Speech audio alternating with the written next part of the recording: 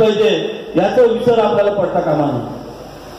आज ठाणे जिल्हा मध्यवर्ती सहकारी बँकेच्या माध्यमातून आपण या ठिकाणी काम करत असताना मला सर्वप्रथम या ठिकाणी धन्यवाद देत वाटत की माझ्या बसलेल्या सर्व संचालक मंडळाला, या ठिकाणी काही संचालक उपस्थित नसतील परंतु जेव्हा गटसचिवांचा जेव्हा विषय आपल्या संचालक मंडळामध्ये येतो, बँकेच्या इतिहासातली अतिशय अभिमानाने सांगावीशी गोष्ट वाटते की संस्था सक्षमीकरणाच्या संदर्भामध्ये असेल, शासनाकडून अनेक निर्देश आले। ज्या वेळेला राज्याचे सहकार मंत्री माननीय सुभाषजी देशमुख साहेब आणि सहकार आयुक्त सोनी साहेब आणि त्यांचे सर्व पदाधिकारी ज्या वेळेला आपल्या बँकेमध्ये विठ्ठलाच्या मूर्तीची प्रतिष्ठापना करण्यासाठी आले होते, त्यावेळेला आम्ही त्यांना सांगितलं की साहेब आम्ही एक अतिशय धाडसी असा निर्णय घेणार आहोत आणि जवळपास घेतल्याच जवळ आमच्या संचालक मंडळामध्ये यावेळेला आम्ही ठेवणार आहोत की संस्था सक्षमीकरणासाठी माझ्या दोन्ही जिल्ह्यातल्या ज्या काही संस्था आहेत त्या संस्था टिकल्या पाहिजेत। संस्था टिकल्या तर शेतकरी टिकेल आणि शेतकरी टिकला तर सहकार टिकेल। या सहकाराची निर्मिती शेतकऱ्याला सावकाराच्या पाशातून वाचवण्यासाठी झालेली आहे। आज आपल्याला बंधूंना माहित आहे की संस्थेमध्ये जर कर्ज मिळालं नाही तर तुम्हाला सावकाराकडनं 15%, 20% वाटेल त्या व्याजाने कर्ज घ्यावं लागतं, परंतु शेती लावावी लागते, शेतीला पर्याय नाही। आपण सावकाराकडे जर जातो तर पहिलं आत्मपरीक्षण आपण केलं पाहिजे। आम्हाला सावकाराकडे जायला का लागतं? कशासाठी आम्ही सावकाराची दारं भिजवतो? आमच्याकडे जर महाराष्ट्र शासनाच्या माध्यमातून सहकारी संस्थांचं जाळं जर खेड्यापाड्यामध्ये विणलेलं आहे तर मग आम्हाला सावकाराच्या दाराजवळ जाण्याची गरज का लागते याचं आत्मपरीक्षण करण्याची आज खरोखरच गरज आलेली आहे। आणि म्हणून या संदर्भामध्ये आमच्या संस्था सक्षम झाल्या पाहिजेत। आज तुम्ही विचार करा, संस्थेची जर काही उलाढाल असेल तर त्याच्यामध्ये तुमचा जॉय किती कापून जातो, तुमच्या सचिवाचा पगार किती कापून जातो। मध्यंतरी पालघरच्या एका सचिवावरनं वाद झाला, साहेब त्या संस्थेचा पगार सचिवाला देता येत तर म्हणून आम्हाला तो सचिव नको अशा संदर्भामध्ये मागणी त्या संस्थेकडनं आपल्याकडे यायला लागली। पालघर साहेब जेणेकरून या संस्था कशा पद्धतीने चालवायच्या याचा अंतर्मुख होऊन विचार करण्याची पाळी संचालक मंडळाला आली आणि एक धाडसी निर्णय आम्ही घेतला की यापुढे सर्व सचिवांचे पगार सेवा सहकारी संस्थांच्या माध्यमातून, केंद्राच्या माध्यमातून होतात, सर्व सचिवांचे पगार ही जिल्हा मध्यवर्ती सहकारी बँक करेल। बंधूंनो, तुम्हाला या ठिकाणी नम्रपणे सांगू इच्छितो, हा निर्णय सचिवांसाठी नाही, हा प्रत्यक्ष अप्रत्यक्ष सचिवांना लाभ होत असला तरी हा निर्णय माझ्या दोन्ही जिल्ह्यातल्या गोरगरीब शेतकऱ्यांना फायदा व्हावा या दृष्टिकोनातून घेतलेला आहे। याचं कारण असं की ज्या संस्थेमधून तुम्ही संस्था चालवताय त्या संस्था जर सक्षम झाल्या नाही तर पुढे काहीच करू शकत नाही आपण। आणि म्हणून संस्था सक्षम होण्यासाठी काय केलं पाहिजे तर सर्वात मोठा भार हा सचिवांच्या पगाराचा संस्थेवर पडत होता आणि तो पगाराचा भार आपण थांबवलेला आहे जिल्हा मध्यवर्ती सहकारी बँकेच्या वतीने। आता तुमच्या संस्था सक्षम करण्याचं काम तुमचं आहे। आई वडील एखाद्या बाळाला जन्म देतात, त्याचं पालन पोषण करतात, त्या बाळाने पुढे कसं वागायचं, चोर व्हायचं, दरोडेखोर व्हायचं, डॉक्टर व्हायचं, वकील व्हायचं की परदेशात जाऊन एखादं उद्योजक व्हायचं हे त्या बाळाने ठरवायचं आहे। आता तुमच्या संस्था कशा चालवायच्या आहे तुम्ही ठरवायचं आहे। जिल्हा बँकेने आपली जबाबदारी घेतलेली आहे, तुम्ही किती पद्धतीने जबाबदारी घेताय हे पुढच्या काळामध्ये दिसून येणार आहे। बंधूंनो, अनेक विधी योजना आहेत। आपली शेती आपण कशी केली पाहिजे, आपल्या तालुक्यामध्ये आपण कसं राहिलं पाहिजे। खरं मध्यंतरी वार्षिक सभेच्या माध्यमातून या ठिकाणी भांगरे सरांनी विषय मांडला। अनेक वक्ते आपले असतात, अनेक चांगले चांगले प्रश्न त्या ठिकाणी घडून आणतात, चर्चा घडून आणतात। त्या चर्चेच्या माध्यमातून अनेक विषय आपल्याकडे त्याच्यातून आपल्याला इन्व्हिटेशन करायला मिळते। खरं मला अपेक्षा होती या ठिकाणी, मी सांगितलं सचिव संघटनेला की शेतकऱ्यांमधून काही सूचना येतील का सांगा। वार्षिक सभेच्या माध्यमातून सचिवांचा पगार काहीतरी निर्णय घ्यावा असं ठरलं। त्या सभेमध्ये असं ठरलं, या ठिकाणी अनेक लोक असतील त्या सचिव बरेचसे लोक असतील, त्यावेळेला मी माझ्या भाषणामध्ये जाहीर केलं की सचिवांचा अर्धा पगार बँक देणार आहे, तशा पद्धतीचं त्यांनी कबूल केलेलं आहे. परंतु मध्यंतरीच्या काळामध्ये त्यांच्याकडनं आणि शेतकऱ्यांकडनं आलेल्या सूचना की बँक जर आपली एवढी सक्षम आहे तर मग अर्धा पगार देण्याऐवजी सचिवांना आपल्या सेवेत घ्यावं आणि संपूर्ण पगार बँकेने द्यावा, अशा पद्धतीचा निर्णय त्या ठिकाणी घेण्यात आला आहे. म्हणजे तुम्ही अर्धा पगार त्या ठिकाणी जाहीर केलेला असताना आज आपण सचिवांचा पूर्ण पगार आणि पूर्ण सेवा सहकारी संस्थांच्या सचिवांना बँकेकडे घेतोय, बँकेचा पगार घेतो. या पुढे जाऊन मला तुम्हाला विनंती करायची, या ठिकाणी बसलेले बरेच संचालक जे असतील, बरेच चेअरमन असतील, ते आदिवासी सेवा सहकारी संस्थांचे पदाधिकारी आहेत. आज अतिशय हालाकीची परिस्थिती आहे. आदिवासी सेवा सहकारी संस्थांचे पदाधिकारी, त्यांचे सचिव हे केडरमध्ये यायला तयार नाही. कारण त्यांना संस्थेमध्ये मनमानी करायला वाव असतो आणि करतात. एक गोष्ट या ठिकाणी सर्व पदाधिकाऱ्यांना मी मनापासून सांगेन की ज्या वेळेला तुमच्या मासिक सभा असतील त्या वेळेला मासिक सभेमध्ये आपण डोळ्यात तेल घालून लक्ष दिलं पाहिजे. त्या प्रत्येक कामकाजाच्या बाबतीमध्ये ज्या काही निर्णय होतात त्याचा इम्प्लिमेंटेशन सचिव आपल्या प्रोसिडिंग बुकामध्ये करतो की नाही, तुम्ही जे काही निर्णय घेता त्याची इम्प्लिमेंटेशन वरच्या पातळीवर करतात की नाही, तुम्ही जे काही निर्णय घेतात त्याची परिपत्रक जिल्हा बँकेला असतील, AR ऑफिसला असतील, BDR ऑफिसला असतील, सरकार आयुक्तांना पाठवतात की नाही, या संदर्भामध्ये माहिती घेण्याचं जागरूक राहण्याचं काम तुम्हाला पण करावं लागणार आहे. याचं कारण असं आहे की गेले अनेक वर्ष सर्व सचिवांना बोनस बँकेमार्फत दिला जातो आणि आमच्या असं निदर्शनास आलेलं आहे, मी माझ्या तपासणीने कामाला लावलं यावर्षी की बँकेने बोनस दिलेला असताना सुद्धा सचिवाने पुन्हा संस्थेमध्ये बोनस डेबिट टाकलेले आहे. हे बघण्याचं काम तुमच्या सर्व संस्था चालकांचं आहे. हे यापुढे बँक खपवून घेणार नाही. सेवा सहकारी संस्था असतील, सेलार किंवा आदिवासी सेवा सहकारी संस्था असतील, त्याच्या तुम्हाला सर्व चेअरमन आणि व्हाईस चेअरमन आणि सर्व कमिटी मेंबरना या ठिकाणी मी सांगू इच्छितो की या पुढच्या काळामध्ये तुमच्या बजेटमध्ये, तुमच्या कोणत्याही अर्थसंकल्पामध्ये सचिवाचा बोनस हा डेबिट पडलेला नसावा, याच्या बाबतीमध्ये आपण सर्वांनी सतर्क राहायचं आहे. कारण त्या सचिवाला बोनस बँक देते आणि तरी सुद्धा गैरफायदा घेणं हे चुकीचं आहे. आपला संस्था एका बाजूला जिल्हा बँक संस्था सक्षम करण्या होती या दृष्टिकोनातून बघत असताना हे बघा, गाडी जर चालायची असेल तर नाण्याच्या दोन्ही बाजू आहे. अधिकारी आणि पदाधिकारी संगमताने चालले तरच प्रशासन चालतं.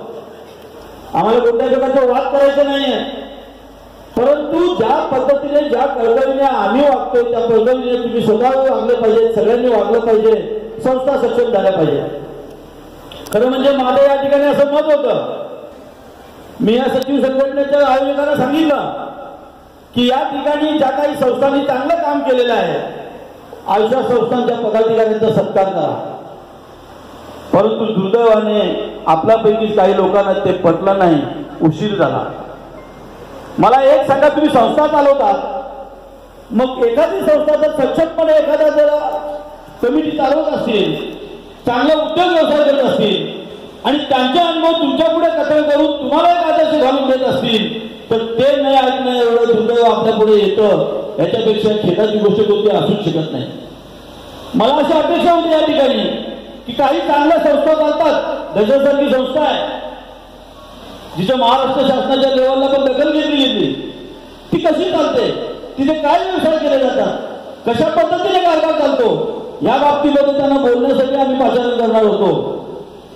त्याचं मार्गदर्शन तुम्हाला झालं असतं, पुढची दिशा तुम्हाला मिळाली असते. एखादा कार्यक्रम असेल, एखादी सभा असेल, त्या सभेला जायचं, 4 पाहुण्यांना हार घालायचे, 4 गोष्टी भाषणं ऐकायची, अर्ध्या तासामध्ये सभा संपवायची, या गोष्टीला मी महत्व देत नाही. एखाद्या कार्यक्रमाला तुम्ही गेल्यानंतर त्या कार्यक्रमामध्ये आपण काय घेऊन आलो, परत जाताना कोणती शिकवण असं वाटतं, झालं गेलं जाऊ द्या, याच्या पुढच्या काळामध्ये आपण अशा पद्धतीचा संकेत ठेवाल अशी अपेक्षा तुमच्याकडनं व्यक्त करतो. आणि म्हणून ठाणे आणि पालघर जिल्ह्याच्या शेतकऱ्यांसाठी आज तुम्हाला या ठिकाणी दुपारनंतर प्रशिक्षण देणार आहे अटलपणाच्या माध्यमातून. माझी अपेक्षा आहे की तुम्ही जेवणानंतर या ठिकाणी थांबावं आणि पूर्ण दिवस काय करणार आहोत, त्याविषयी आपल्याला तत्त्व काय मार्गदर्शन करणार आहेत, त्या मार्गदर्शनाचा लाभ घेतील अशी अपेक्षा आता तरी व्यक्त करतो. बंधूंनो, खरं तर अतिशय चिंतेचा विषय आहे. आत्मपरीक्षण करण्याची गरज आहे. काळ अतिशय कठीण आहे. आज या ठिकाणी बसलेले संस्थेचे सर्व पदाधिकारी आहेत. तुम्हाला प्रत्येकाला तुमची संस्था कशी वाचवावी याची चिंता निश्चितच असणार आहे. कारण आज आम्हालाही चिंता आहे की कर्जमाफी म्हणून काही असतील. प्रत्येक जण आपापल्या राजकीय स्वार्थासाठी काही योजना काढणार, काही घोषणा करणार, काही देणार. ती राजकीय बाब आहे, त्यामध्ये मी घुसणार नाही. परंतु आपण आपली संस्था कशा पद्धतीने टिकवली पाहिजे, लोकांचं प्रबोधन कशा पद्धतीने केलं पाहिजे याची फार मोठी जबाबदारी आपल्या सर्व संस्था चालकांवर, संचालकांवर, पदाधिकाऱ्यांवर आलेली आहे. कारण आता यावर्षी आपण दोन्ही जिल्ह्यांमध्ये 130 कोटीचं पीक कर्ज वाटप केलंय. नजीकच्या काळामध्ये लोकसभा विधानसभेच्या निवडणुका येत आहेत. कर्जमाफीच्या अनेक घोषणा आपल्याकडे होतात आणि मग 130 कोटी पैकी आम्ही वसूल किती करणार आणि पुढे काय होणार याची चिंता आम्हाला लागलेली आहे. आज बँकेचा एनपीए 4.74 वर गेलाय. कधी नव्हता तो. आणि याचं निव्वळ कारण हे शेतकरी कर्जमाफी आहे. आणि असं असताना सुद्धा विश्वासाने शेतकऱ्यांना प्रत्येक तालुक्यामध्ये प्रत्येक दोन्ही जिल्ह्यामध्ये 130 कोटीचं कर्ज वाटप आपण केलेलं आहे. आता राहिलेत महिने 3.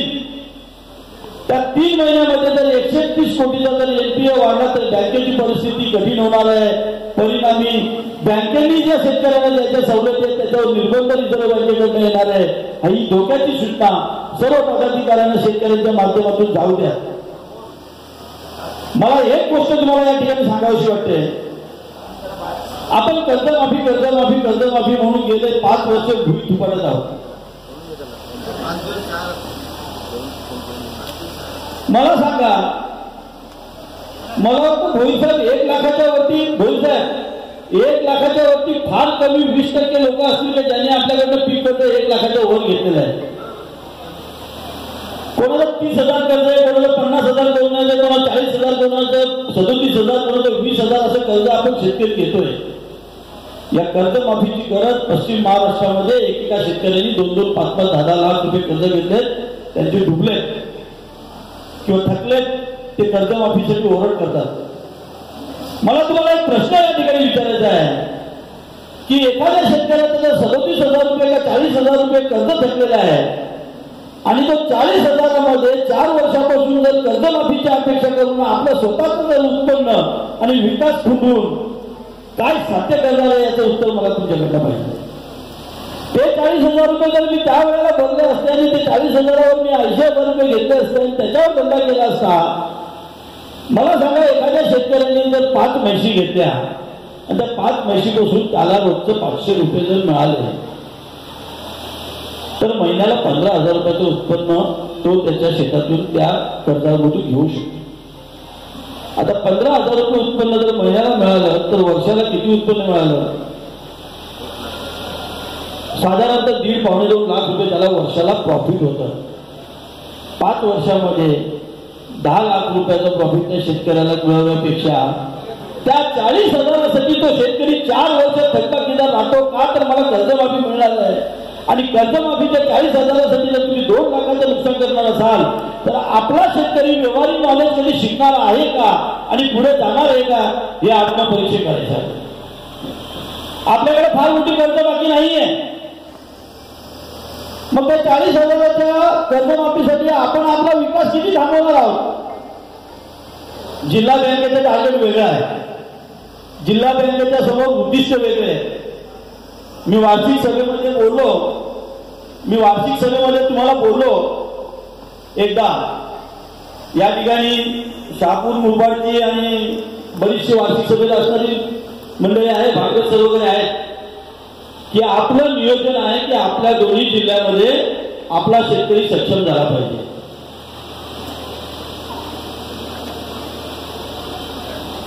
नुसतं बोलून होणार आहे का? त्याच्यासाठी आपल्याला कार्यवाहीची गरज आहे. मग कसा होणार? आपल्याकडे प्रत्येकाकडे भरपूर जागा आहे.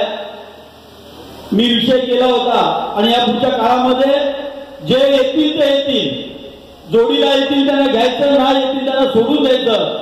अशा पद्धतीने बांधकाम आपल्याला आता पुढच्या काळामध्ये मी शहापूर मुरबाडमध्ये आपण एका तिकडे जाऊन आल्यानंतर आपल्याला तो ठोस कार्यक्रम घ्यायचा आहे.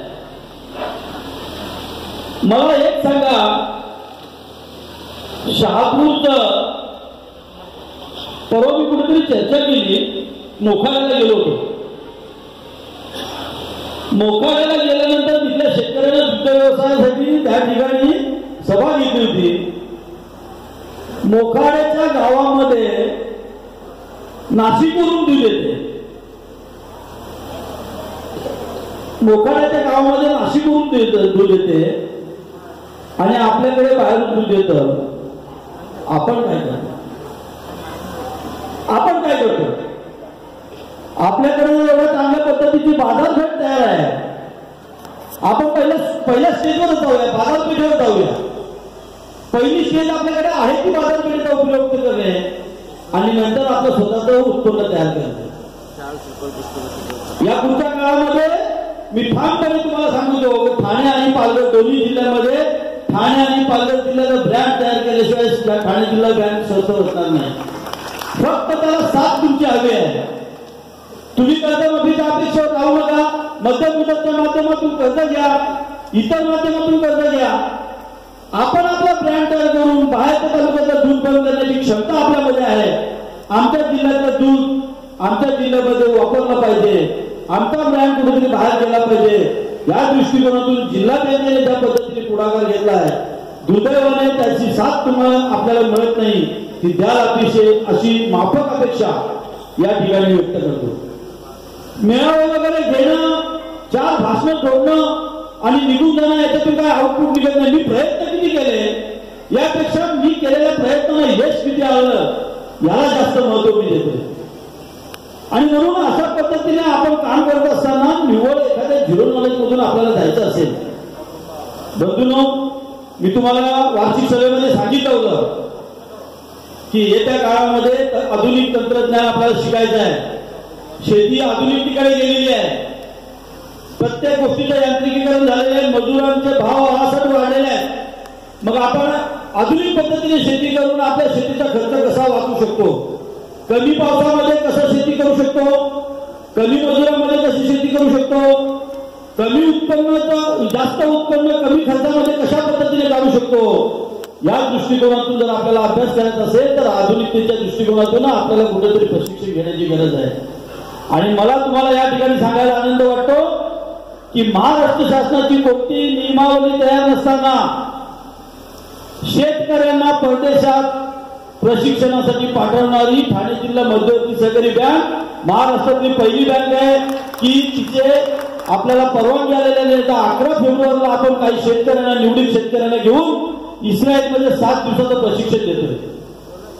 आपला शेतकरी परदेशात जाऊन आला पाहिजे, मी वार्षिक सभेने सांगितलं होतं. आणि या ठिकाणी तुम्हाला सर्व शेतकरी बंधूंना मला सांगायला आनंद वाटतो की त्या आपल्या बँकेच्या प्रयत्नांना आमचे सर्व संचालक मंडळ असतील, सीओ असतील, आपले सर्व इतर चिंतक असतील, यांच्या प्रयत्नाने त्याला यश आलेलं आहे. तशा पद्धतीची परवानगी महाराष्ट्रामधील पहिल्या ठाणे जिल्हा मध्यवर्ती सहकारी बँकेला महाराष्ट्र शासनाने दिलेली आहे. येत्या 11 फेब्रुवारीला आपण काही निवडक शेतकऱ्यांना घेऊन त्या ठिकाणी जातो. त्या निवडक शेतकऱ्यांना माझ्या सर्वांना त्या ठिकाणी कळकळीचं आव्हान आहे की त्या ठिकाणी आपण जे काही तंत्रज्ञान घ्याल त्याचा फायदा आपापल्या विभागामध्ये आपण करायचा आहे आणि तशा पद्धतीने इम्प्लिमेंटेशन या पुढच्या काळामध्ये करायचं. अनेक निर्णय असतील, जे जे काही निर्णय घ्यायचे आहेत ते ठामपणे संचालक मंडळ या ठिकाणी आमच्या पाठीशी आम्ही एकमताने निर्णय घेतो. मला या ठिकाणी आवर्जून उल्लेख करायचा आहे की माझ्या संचालक मंडळाने आतापर्यंत घेतलेले निर्णय हे सर्व एकमुखाने घेतलेले निर्णय आहेत. आम्ही सर्व विविध पक्षाचे लोक त्या ठिकाणी बसलेलो आहोत. मला लोकनेते इंद्रजी ठाकूर यांच्या कृपाआशीर्वादाने त्या ठिकाणी अध्यक्ष म्हणून काम करण्याची संधी मिळाली. 1.5 वर्षापासून त्यांनी ज्या विश्वासाने मला त्या ठिकाणी बसवलंय त्या विश्वासाला पात्र होण्याचा अहोरात्र काम करून कसोशीने प्रयत्न करण्याचा प्रयत्न मी त्या ठिकाणी करत आहे. एखाद्या गोष्टीचा प्रयत्न करणं, त्याला किती यश येणं त्याची गोष्ट वेगळी आहे, परंतु प्रामाणिक प्रयत्न जर आपण केले पाहिजेत. एखाद्या माणसाने 10 कामं सांगितली, 10 कामं होतील असं मी सांगत नाही, परंतु 10 कामं करण्याचा प्रामाणिकपणे प्रयत्न करण्याचा मी प्रयत्न करतो आणि त्याच्यातून आलेल्या यशाला मी धन्यवाद मानतो.